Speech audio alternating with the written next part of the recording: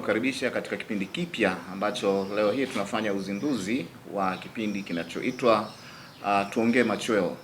Na leo hii imempendeza Mungu kuwa na mgeni wetu ambaye ametufikia katika kipindi hiki siku ya leo, ambaye ni mrakibu mwandamizi wa Jeshi la Zimamoto na Uokoaji mkoa wa Mbeya, ndugu yangu Malumbo Ngata. Karibu kamanda. Asante sana. Kamanda, habari za siku kwanza? Salama tu. Habari za majukumu? Habari za majukumu ni njema kabisa. Tunamshukuru Mungu, leo umekuwa mgeni wetu wa kwanza kufika katika kipindi hiki cha Tuongee Machweo, na watazamaji wangependa kujua mambo mbalimbali kupitia Jeshi la Zimamoto na Uokoaji mkoa wa Mbeya, lakini hata taifa kwa ujumla, kwa sababu ninyi ni moja kati ya wadau wakubwa wa wananchi, hasa katika masuala ya uokoaji, lakini pia masuala mbalimbali ya katika majanga au majanga mbalimbali ambayo huwa yanatokea. Watazamaji wangependa kujua ni ipi tafsiri halisi ya Jeshi la Zimamoto na Uokoaji hasa katika utekelezaji wa majukumu yake kupitia Jeshi la Zimamoto. Okay. Kwanza nishukuru sana ndugu mtangazaji, kama ambavyo umeweza kusema, mimi nimekuwa mgeni wa kwanza kwenye kipindi hiki cha Tuongee Machweo. Naomba nitumie nafasi hii kuwashukuruni sana kwa kuona kwamba niwe miongoni mwa watu wa kwanza kabisa kwa kwenye kipindi. Nikianza kwa kujitambulisha kama ambavyo umenitambulisha, kwa majina naitwa mrakibu mwandamizi wa Zimamoto na Uokoaji Malumbo Ngata, kamanda wa Jeshi la Zimamoto na Uokoaji mkoa wa Mbeya. Nikienda moja kwa moja kama ulivyoweza kuniuliza kwenye swali lako kwamba tafsiri ya zimamoto na mambo mengine kwa ujumla, labda niweze kusema Jeshi la Zimamoto na Uokoaji ni miongoni mwa chombo cha ulinzi na usalama kinachopatikana nchini Tanzania na kipo chini ya Wizara ya Mambo ya Ndani ya nchi, ambacho kiliundwa kwa mujibu wa sheria kwa ajili ya kutekeleza majukumu ya kuokoa maisha na mali za Watanzania. Na chombo hiki kimekuwa kijishughulisha na matukio yote ya dharura, ikiwemo matukio ya moto, mafuriko, matetemeko ya ardhi na majanga mengine yoyote, ajali za barabarani na majanga mengine yote. Na kwa wananchi wa kawaida anayekutazama sasa hivi kupitia Machweo Online TV, anaweza kutofautisha kati ya Jeshi la Zimamoto na Jeshi la Polisi? Kwanza tupo kwenye wizara moja ya Wizara ya Mambo ya Ndani, lakini utofauti wetu ni mkubwa hasa kwenye utekelezaji wa majukumu. Sisi tunahusika zaidi na majanga yote au tunahusika zaidi na dharura zote ambazo zinatokea nchini Tanzania, kama nilivyozieleza, iwe matukio ya moto, mafuriko, matetemeko ya ardhi na vitu vingine.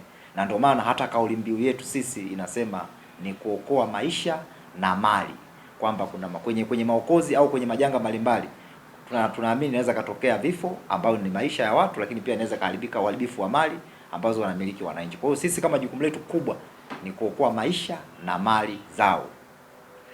Unapozungumza maisha na mali zao, kuna watu wengine wanakuta labda mifugo imeleta changamoto, na mnahusika pia kufanya uokozi.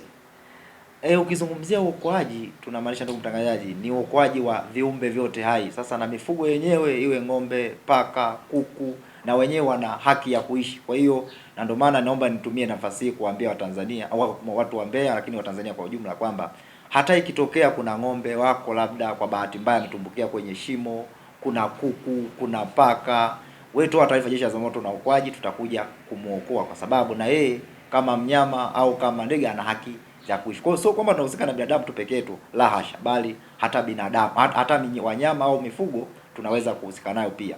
Wewe toa taarifa, sisi tutafika eneo la tukio na kuweza kutoa msaada. Na matukio yote haya yanahusisha zana mbalimbali ambazo zinapaswa kutumika katika shughuli za uokozi.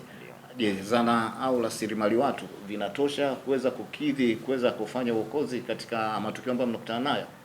Kiukweli tuseme kwa kipindi za nyuma kidogo tulikuwa na changamoto ya rasilimali watu, lakini pamoja na vifaa. Lakini kipekee kabisa naomba nimshukuru Mheshimiwa Rais na Amiri Jeshi Mkuu Dr. Samia Suluhu Hassan kwa namna ambavyo amejipambanua kuweza kuliwezesha Jeshi la Zimamoto na Uokoaji vifaa mbalimbali, ikiwepo mitambo, lakini pamoja na watu wa kuweza kutumia mitambo hiyo. Nadhani ndugu waandishi habari, mtaona kwa kipindi cha hivi karibuni tuliweza kupokea mitambo mingi sana ya kuzima moto, lakini pia na maokozi, Na kwa mara ya kwanza, naomba niseme hili bila kupepesa macho, kwa mara ya kwanza mkoa wa Mbeya wilaya zake zote 5 zina mitambo mipya kabisa ya kuzima moto, na hilo mnaweza mkaenda na mkashuhudia kwa macho yenu wenyewe. Hili ni katika jukumu la kuendelea kuhakikisha kwamba huduma inawasogelea wananchi ili wakipata majanga mbalimbali basi wawe. Lakini hajaishia hapo, ameweza kuleta vifaa maalum kwa ajili ya maokozi. Sasa hivi Jeshi la Zimamoto na Uokoaji tuna huduma inaitwa paramedic service, huduma ya ambulance ambayo mgonjwa kokote alipo atatoa taarifa kupitia ile namba yetu 114 ambayo ni bure, na tutamfikia pale, na huduma hii ni bure kabisa. Hakuna kusema sijui nipigwa simu kuna mgonjwa wako au kuna mtu ana dharura kwamba si uongeze mafuta. Hapana, toa taarifa, sisi tutaweza kufika. Lakini hajaishia hivyo. Mkoa wetu wa Mbeya wote tunafahamu tuna barabara yetu ya Tanzam ambayo inapitisha magari mbalimbali, mengine yamebeba kemikali, lakini na mizigo mikubwa ambayo inaenda kwenye nchi zetu jirani. Mheshimiwa Rais hakuishia hapo, akaleta gari maalum au mtamba maalum wenye jukumu la kuhakikisha kama kutatokea dharura yoyote inayohusu kumwagika kwa kemikali au kutokea dharura yoyote ambayo inahusu mizigo ambayo ni hatarishi, basi mtambo ule upo na vifaa vyake maalum kuhakikisha kwamba dharura ile inatolewa nje ya matukio ya moto, kwa sababu wote tunavyofahamu kemikali zinaweza zikamwagika barabarani au sehemu yote, lakini zisiwake moto. Kwa hiyo Mheshimiwa Rais akaona hapana, alete gari maalum ambalo litahusika kwa ajili na hiyo mitambo. Kwa hiyo ndio maana nasema kwenye swala la vifaa lazima tumshukuru sana Mheshimiwa Rais, na kwa Mbeya tumebahatika na tumejipanga. Na hajaishia hapo, ameleta vifaa vingi kuhakikisha kwamba shughuli zetu zinakuwa ni rahisi, lakini pia wananchi wanapata huduma kwa usahihi na weledi kabisa. Naam, vifaa ni njia moja ambayo inaweza kusaidia katika masuala ya uokozi, na kama ulivyosema kuna gari la wagonjwa pia ambao sasa hivi nao na sisi tunaliona barabarani. Ni jambo la kushukuru, na tulifikiri labda kuna gharama zozote ambazo zinatolewa kupitia gari hiyo, kwa hiyo tunashukuru sana. Lakini sasa kitu ambacho nitaka kuuliza ni kwamba magari haya kutokana na miundombinu iliyopo, je, yanaweza kafika maeneo husika kuweza kufanya uokozi? Miundombinu haijawa kikwazo kufika kwenu katika maeneo ya tukio?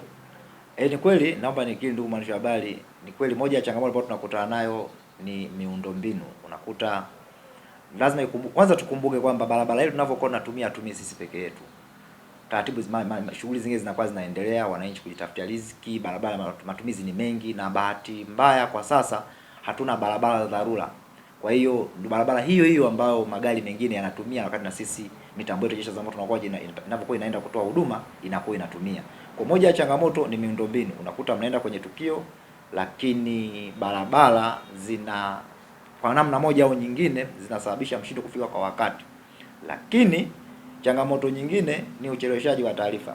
Unakuta mtu ametokea tukio, anaanza kupambana nalo yeye mwenyewe, likimshinda ndo anatoa taarifa. Sasa akitoa taarifa kwa kuchelewa, maana yake sisi tunaweza tukafika kwa wakati kwa sababu yeye ametoa taarifa muda, lakini tusiende kufanya kazi ambayo ilikusudiwa, kwa sababu tayari janga lile au kama ni moto tutakuwa tayari umeshafanya madhara makubwa dhidi ya maisha yake au mali zake. Na kwa uzoefu wako sasa kwa jiji letu la Mbeya na mkoa wa Mbeya kwa ujumla, ni matukio gani hasa ambayo yamekuwa yakijirudia mara kwa mara au yamekuwa mkiapokea mara kwa mara, na ambayo labda unaweza kuwa na neno la kutoa tahadhari ili kuweza kuzuia haya matukio ya mara kwa mara?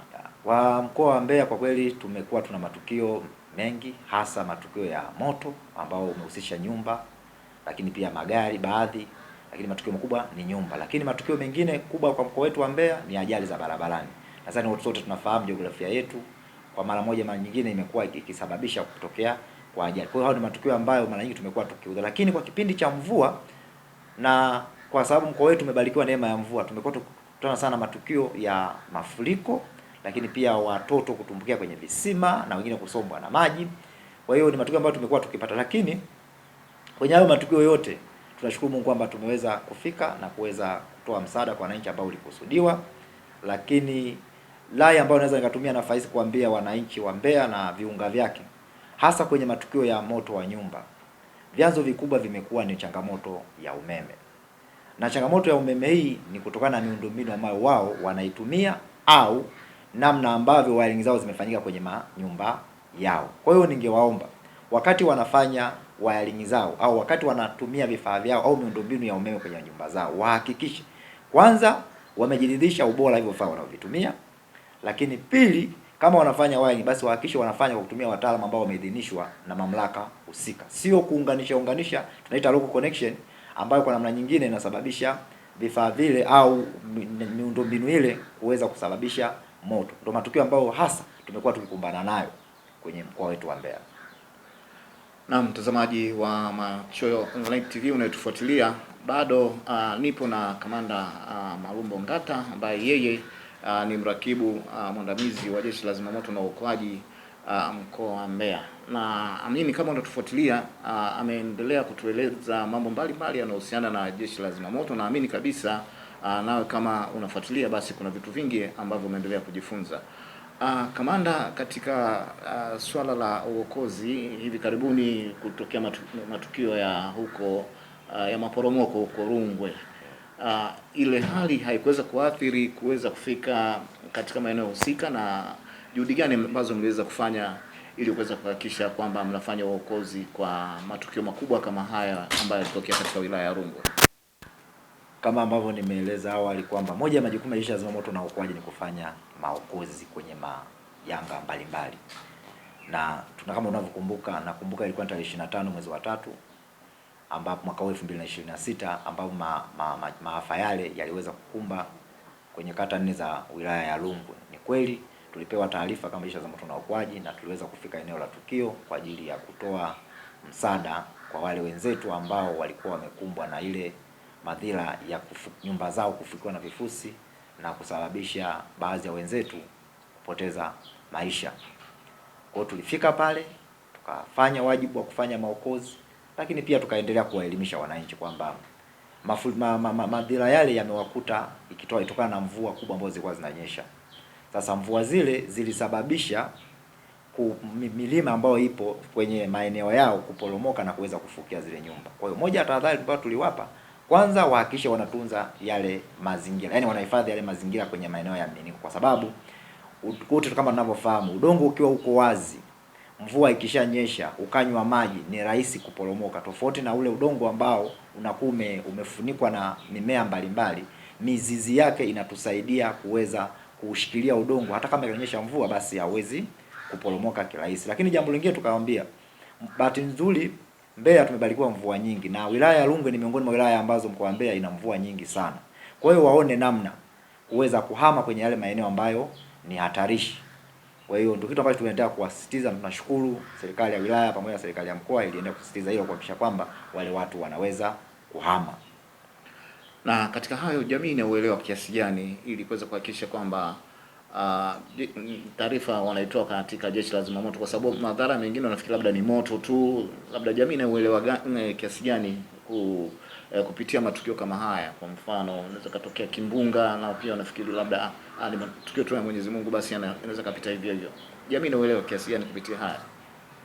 Of course, nashukuru sana. Moja ya majukumu yetu kama Jeshi la Zimamoto na Uokoaji ni kutoa elimu, na tunaipa kipaumbele sana elimu, kwa sababu tunaamini mwananchi akielewa ni rahisi yeye mwenyewe kuchukua tahadhari kwenye maeneo yake. Kwa hiyo kwenye elimu yetu huwa ina cover maeneo tofauti tofauti, kwenye majanga tofauti tofauti, kwenye moto, kwenye mafuriko, kwenye vimbunga na majanga mengine. Kwa hiyo wakati askari wetu na maafisa wetu wanaenda maeneo mbalimbali kutoa elimu, wamekuwa wakijikita kuhakikisha kwamba wanaelezea maeneo mbalimbali, wanaelezea maafa mbalimbali kwa wananchi, ili kuwajengea uwezo na uelewa kwamba ikitokea matukio basi toeni taarifa au mnaweza mkachukua hatua za awali 1 2 3 4 kuhakikisha kwamba wanakuwa na uelewa. Kwa hiyo elimu na ni swala ambalo ni endelevu, na tutaendelea kutoa elimu, na ndo kama hivi ambavyo tunatumia nafasi hizi, kama wananchi mnatupa habari kama hivi, inakuwa ni rahisi kuwafikia wananchi na kuelewa kwamba jamani, tukio fulani likitokea chukueni hatua hizi, lakini toeni taarifa Jeshi la Zimamoto na Uokoaji kwa msaada zaidi. Naam, mtazamaji wa Machweo Online TV, lakini kupitia kipindi cha Tuongee Machweo siku ya leo bado nipo na Kamanda Malumbo Ngata.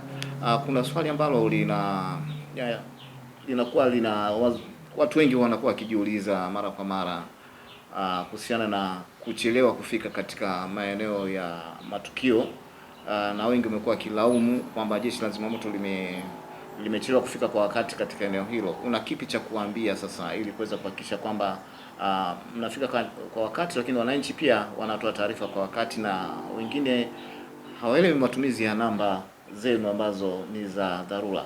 Ili pia una cha kuambia watazamaji ambao wanakusikiliza kwa sasa. Asante sana ndugu mwandishi wa habari. Kwanza naomba niwahakikishie wananchi hatujawahi chelewa kwenye tukio. Jeshi la Zimamoto na Uokoaji halijawahi chelewa kwenye tukio. Kuna sababu kadhaa ambazo zinapelekea wananchi kwa namna moja nyingine waone tumechelewa kwenye eneo la tukio. Na sababu zenyewe naweza nikazainisha baadhi yake. Moja ni wananchi wenyewe kuchelewa kutoa taarifa Jeshi la Zimamoto na Uokoaji. Mtu anaona tukio limetokea, amekumbwa na matukio mbalimbali, lakini hatoi taarifa kwa wakati. Wanachotakiwa kuelewa wananchi, Jeshi la Zimamoto na Uokoaji linategemea sana taarifa kutoka kwao. Askari na maafisa wamekaa pale standby kuhakikisha kwamba wanapokea taarifa. Sasa sisi hatuoti kwamba labda leo moto utawaka Mwasenga au moto utawaka Mbalizi. Hapana. Tunatarajia tupate taarifa kutoka kwa wao wananchi ambazo sisi zitatusaidia kuweza kufika eneo la tukio kuweza kutoa msaada. Lakini pia changamoto nyingine ambayo inaweza kwa namna moja nyingine kusababisha tuchelewe, wanaweza kwa wenyewe kaelewa. Kama nilivyosema hapo awali, tunapita kwenye barabara ambazo watumiaji wengine wanaendelea kuzitumia. Kwa hiyo unaweza kutoa taarifa, kukaonekana kuna namna moja au nyingine kuna foleni au miundombinu ikawa inasababisha tukashindwa kufika kwa wakati. Lakini ni waombe kitu kikubwa hapa, wahakikishe wanatoa taarifa kwanza kwa wakati ili sisi tuweze kufika kwa wakati. Lakini ni waombe watumiaji wa barabara wengine, wakiona mitambo ya Jeshi la Zimamoto na Uokoaji unapita barabarani, na bahati nzuri ukiwa unapita barabarani unakuwa umewasha taa, unapiga king'ola, umewasha muli vyote, waweze kupisha ili uweze ukatoe msaada kwa sababu unaweza ukazuia tukashindwa kupita kwa wakati, kumbe nyumba inayoungua ni ya ndugu yako au nyumba inayoungua ni ya shangazi yako. Kwa hiyo tupishe tuweze kwenda kutoa msaada kwa Watanzania wenzetu ili tuweze kuokoa maisha yao na mali zao. Lakini jambo lingine hapo, wananchi wamekuwa na swali ambao wanasema Jeshi la Zimamoto na Uokoaji linafika eneo la tukio bila maji. Naomba waelewe kitu kimoja. Mitambo ile imetengenezwa maalum kuwa na maji masaa 24. Kwa hiyo muda wote tuko na maji, na muda wote wanatakiwa waelewe sio kila aina ya moto tunazimia maji. Na ndio maana mimi nawakaribisha wananchi wa Mbeya na viunga vyake. Njoo ofisi za Jeshi la Zimamoto zilizopo kwenye wilaya zetu zote. Kama uko jiji la Mbeya hapa, njoo muda wowote, saa yote, njoo uuliza askari, jamani nataka nione maji yapo. Utayakuta maji yapo, yanafanya kazi yako pale na tayari kwa ajili ya matukio yakitokea basi kuweza kwenda kuwasaidia wananchi. Lakini kwa watu sasa ambao wanakutazama kamanda, lakini pia kwenye swala la magari haya ambayo naamini kabisa kunakuwa na vile vizima moto, je, elimu inatolewa kuhusiana na hilo pia? Kwa kweli kwenye masuala ya magari ni kweli kuwa kunakuwa na vizima moto ambao tunasema ni vizima moto vya awali, na vizima moto vile vimeainishwa kwamba kwenye gari la ukubwa huu liwe na kizima moto cha aina hii na gari la ukubwa huu liwe na kizima moto cha aina hii, kwa sababu haiwezi, vizima moto vipo vya size tofauti tofauti. Kuna cha kilo 2, kuna cha kilo 5, kilo 10, 15 na kuendelea mpaka kilo 200 na kuendelea huko. Kwa hiyo kwenye magari kulingana na ukubwa wake, kanuni, sheria zetu zimeainisha vizuri kabisa kwamba size gani ikae kwenye gari gani. Kikubwa ambacho tunaendelea kusisitiza kila siku, uwepo wa kifaa ni jambo lingine moja, lakini kuelewa namna ya kutumia kifaa ni jambo lingine. Nadhani kama nilivyosema, bahati nzuri Mbeya tuna barabara yetu kubwa. Tumeshuhudia mara kadhaa matukio ya moto yakitokea kwenye malori au kwenye magari. Unakuta ukimkienda pale unakuta kifaa kipo kwenye gari, lakini dereva au muhusika wa gari ile hajui namna ya kutumia. Na ndio maana moja ya mkazo ambao tunaotoa ni kuhakikisha tunatoa elimu kwa madereva wetu wa vyombo mbalimbali, bajaji, magari, malori na mengine, kuhakikisha kwamba kwanza vinakuwepo vifaa kwenye vyombo vyao. Lakini jambo la pili, anakuwa anaweza kutumia wakati wa dharura. Kwa sababu labda niseme, ndugu mwandishi wa habari, kuna vitu vingine unakuta moto umetokea, upo kwenye hatua za awali kabisa, ni moto mdogo tu, lakini dereva kwa taharuki yake au kwa kutokuelewa namna ya kutumia vile vifaa, anajikuta anaacha kupambana na moto, anaenda kuomba msaada mtaa wa pili wa tatu, na kuacha tukio linazidi kuendelea kuwa kubwa. Baada ya kutoa taarifa Jeshi la Zimamoto na Uokoaji, unakuta tayari ametoa taarifa, moto ukiwa upo kwenye stage ya mwisho kabisa, ukateketeza chombo chake cha moto na kusababisha madhara makubwa. Kumbe angeweza kutumia kifaa chake ambacho kipo kwenye chombo chake akatumia kuzima, na tumeona baadhi ya madereva ambao wana ujasiri wamefanya hivyo na wameweza kuokoa vyombo vyao vya moto. Kwa hiyo ni waombe waendelee kuwa na uelewa na wasisite kupita kwenye ofisi zetu Jeshi la Zimamoto na Uokoaji ambazo zipo kwenye maeneo yetu, kuhakikisha kwamba wanapata elimu namna ya kutumia hivyo vifaa vilivyopo. Na mtazamaji wa Machweo Online TV kupitia kipindi cha Tuongee Machweo, Kuna swali kidogo ambalo nalo pia limekuwa kitatiza kuhusiana na matumizi ya gesi, pamoja na kwamba elimu mnajitahidi kutoa, na tunashukuru ambaye tumebarikiwa kuwa na Afande Kinyaga ambaye yeye amekuwa ni mdau mkubwa, ameyafikia makundi mbalimbali kuhusiana na hilo. Na swala la majumbani, matumizi ya gesi, una kipi cha kuambia watazamaji ambao wanakutazama kwa sasa, kwa sababu wengine wamekuwa wakiwacha watoto majumbani na amekuwa chanzo cha kuleta maafa katika jamii? Ni kweli kabisa, ni kweli, nakubaliana na wewe ndugu mwandishi habari kwamba kwanza matumizi ya gesi yameendelea kukua siku hadi siku, na hii nadhani wote tumeona serikali yenyewe, moja ya mpango wake na maelekezo yake ni kuhakikisha kwamba wananchi wanatumia nishati safi, na gesi ni miongoni mwa nishati safi. Sasa kwa sababu serikali inaendelea kuwasisitiza wananchi, manake tunaelewa kwamba wananchi watakuwa na uelewa, kwa hiyo automatically matumizi yataongezeka. Sasa kwenye matumizi kuongezeka kwa namna moja nyingine, kama hakutachukuliwa tahadhari ya haraka au hawatakuwa wananchi wanauelewa dhidi ya hiyo gesi, inaweza kusababisha madhara, na kuna baadhi ya maeneo tumeweza kushuhudia hayo. Sasa mimi niwaombe wananchi, gesi itumike kama inavyotakiwa kutumika kweli, lakini wanatakiwa kuchukua tahadhari wakati wa matumizi. Moja ya tahadhari ni kuhakikisha kwanza mitungi yao ikae nje ya nyumba zao, au nje, kama ni maeneo ya jiko basi ikae nje ya jiko lao, kuhakikisha kwamba mle ndani kwenye jiko ziingie pipe tu, ili hata kama itatoka, kwa sababu kwa uzoefu tulionao gesi nyingi huwa zinavuja kwenye zile valve tunaita. Sasa kama mtungi utakuwa nje ya nyumba yake au nje ya jiko lake, kwa hata kama utatokea kuna kuvuja, basi gesi ile itavuja kuelekea nje na sio kubaki ndani ya nyumba. Lakini jambo la pili ni kweli kwamba watoto na wenyewe wanabaki majumbani, na wakibaki wanakuwa wanapika ili waweze kupata chakula. Sasa kwanza tuwape tahadhari, kwanza wao wanauelewa, na kama wanakuwa hawana uelewa, ni waombe wananchi wahakikishe wanawaambia wasitumie zile gesi, kwa sababu kuna kesi zinaripotiwa, mtoto alikuwa anajaribu kuwasha mtungi akaacha gesi na vuja, mwisho wa siku kukatokea mlipuko na kusababisha madhara makubwa. Lakini jambo lingine, kuna namna ambavyo watu wamekuwa wakifanya, wanatikisa ile mitungi. Mtu anakuta anatikisa ile mtungi kupima ile gesi kwamba ipo au imepungua. Niombe wananchi wasifanye hivyo, kwa sababu kufanya hivyo unaweza kusababisha mtungi kulipuka. Njia rahisi ambayo wala haihitaji gharama yoyote, chukua mtungi wako, mwagia maji, au kama una kitambaa cha maji, paka kwenye ule mtungi. Sehemu ambayo itakuwa ni kavu, maana yake gesi haipo. Sehemu ambayo itakuwa ina maji ndio gesi ilipo. Hiyo ni njia rahisi ambayo kila mtu anaweza kaitumia. Lakini jambo lingine kwenye matumizi ya gesi, kuna hii mitungi ya kilo 6 ambayo lazima ufungue ile valve pale chini ndio uweke jiko lako uweze kupika. Wahakikishe wanakuwa wameifunga vizuri kabisa, kwa sababu wasipofunga huwa inasababisha gesi ile kuendelea kuvuja. Lakini kama wewe unaishi sehemu ambako na gesi iko mle ndani, hakikisha unapofungua mlango basi tumia kiungo chako cha pua kunusa kwamba je, kuna gesi yote iko ndani, na ukibaini kuna harufu yote ya gesi, tafadhali usiwashe kitu yote, hata taa ya umeme inaweza kusababisha mlipuko. Hakikisha kwanza unafungua milango yote, madirisha yote, ili kuhakikisha kwamba hewa ya nje safi inaingia ndani, na kuhakikisha kwamba inatoa ile hewa chafu. Ndio hapo sasa, baada ya shughuli hizo, uweze kuendelea na shughuli zako za kupika.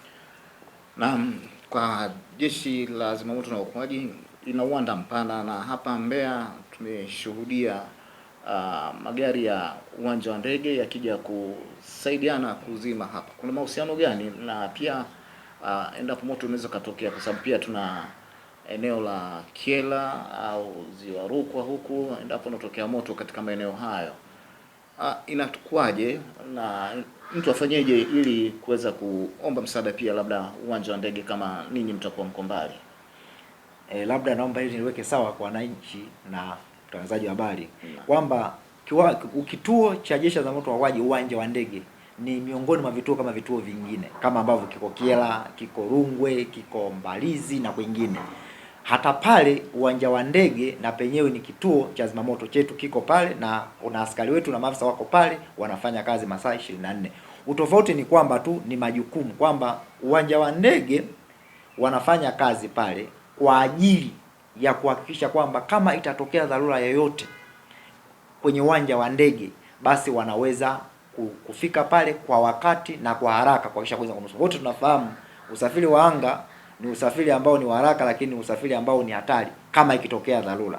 Kwa hiyo kwa kufahamu unyeti huo, serikali iliweka kituo mahususi ambacho kinashughulikia, au askari na maafisa mahususi ambao wanashughulikia dharura yote ambayo inaweza kutokeza kwenye uwanja wa ndege. Lakini hiyo haiweki mipaka kwamba ikitokea dharura kwenye eneo la karibu na uwanja wa ndege na wakati huo kukawa hakuna ndege pale au hakuna ratiba ya ndege, magari yashindwe kutoka pale kwa ajili ya kwenda kutoa msaada. Hapana. Nadhani tumeona mara kadhaa uwanja wetu wa ndege kwa mfano wa Songwe upo karibu na maeneo kama Mbalizi, maeneo kama Senjera na maeneo mengine Songwe viwandani.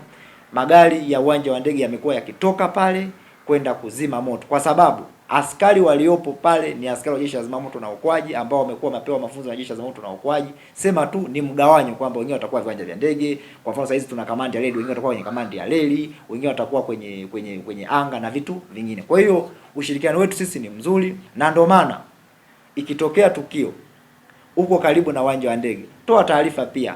Piga 114, sisi tutawasiliana moja moja na kituo kile jirani, watakupa msaada. Kwa hiyo ushirikiano wetu uko vizuri. Tunapoelekea tamati, kuchombeza si vibaya. Kwa mfano kuna teuzi mbalimbali ambazo zinapitia mnapata ninyi kama askari wa Jeshi la Zimamoto na Uokoaji, lakini pia hata taasisi zingine pindi watu wanapofanya vizuri. Kwa mkoa wa Mbeya tunashuhudia Afande Esther Kinyaga apita na baisikeli, wakati fulani anatembea kwa mguu kuyafikia makundi mbalimbali. Na sasa kwa siku za hivi karibuni nimeshuhudia kwenye mtandao akitangazwa kwa kuteuliwa kuwa mmoja kati ya kuhusika katika taasisi za maafa nchini. Sasa binafsi kama kamanda unajisikiaje katika hili? Kwanza naomba mimi binafsi kama kamanda wa Jeshi la Zimamoto kwa Mbeya najisikia fahari sana. Askari wetu Sergeant Esther Kinyaga ni askari ambaye anafanya kazi kwa bidii, kujituma na weledi. Kwa hiyo tunafurahi kama jeshi, lakini nadhani hata viongozi wetu wanafurahi kwa sababu anavyokuwa na anapata teuzi pale kwenye taasisi ambayo zipo, na hivi karibuni alipata uteuzi wa taasisi moja inaitwa Smaujata. Tulifurahi sana kwa sababu ni mtu ambaye kwanza anafanya kazi, na nadhani hata waandishi habari mtakuwa mashahidi, hata afande Commissioner General CGF John William Masunga alipofanya ziara mkoa wa Mbeya, akiongea na vyombo vya habari alimtaja hadharani pasipo kupepeza macho kwamba ni miongoni mwa askari ambaye anafanya kazi, na hicho kilimpelekea kupata cheo kabla ya muda kama pongezi au kama kutambua mchango wake ambao unaofanya kwenye jamii wa kutoa elimu ya kinga na tahadhari ya majanga ya moto. Kwa hiyo mimi naomba kwanza niendelee kumtia moyo kwamba aendelee kufanya kazi, kwa sababu wanasema juhudi inalipa, jamii inaona, na yawezekana asiishie hapo, akaendelea kupanda zaidi kwa sababu ya juhudi zake. Na sio yeye, tuna maafisa na askari wengine. Tuendelee kufanya kazi kwa bidii, kuwatumikia Watanzania, kwa sababu ndiyo kazi ambayo tumeambiwa tufanye kwa mujibu wa sheria na kwa mujibu wa katiba yetu, kuhakikisha kwamba tunaokoa maisha na mali za Watanzania wenzetu. Tunapoelekea ukingoni, kama kuna jambo lolote ambalo ungeweza kuwashirikisha Watanzania wanakutazama kwa hivi sasa na rai kwa jamii inayokutazama. Nashukuru sana. Kwanza niendelee kuwaomba Watanzania kuendelea kutoa ushirikiano kwa Jeshi la Zimamoto na Uokoaji pindi majanga mbalimbali yanavyotokea. Kwanza kwa kutoa taarifa kupitia namba yetu ya dharura ambayo ni 114. Namba hii ni bure na inapatikana mitandao yote. Wasisite kutoa taarifa, watoe taarifa. Lakini naomba niwape habari njema nyingine kwamba sasa hivi kama nilivyoeleza hapo awali, tuna huduma ya ambulance ya huduma ya kwanza, na tuna wataalamu kabisa kwa ajili ya huduma hiyo. Kwa hiyo wakipata majanga mbalimbali, wameuguliwa au mtu ameona jirani yake ameumwa, amepata dharura, mama mjamzito au si kuna mgonjwa yeyote, watoe taarifa Jeshi la Zimamoto na Uokoaji kupitia namba hiyo 114 ambayo ni bure.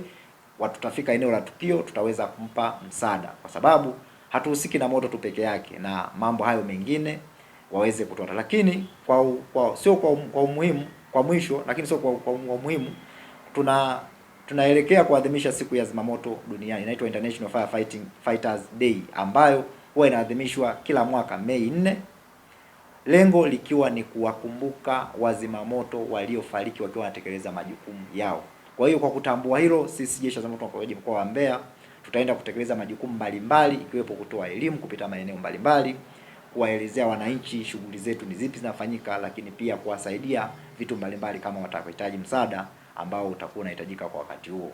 Kwa hiyo kikubwa niombe ushirikiano, kuhakikisha kwamba wanatoa ushirikiano kwa jeshi la zimamoto na uokoaji ili tuweze kutekeleza majukumu yetu kwa weledi na kwa ufanisi, na ili kuweza kufikia dhima yetu ya kuokoa maisha na mali ya Watanzania wenzetu.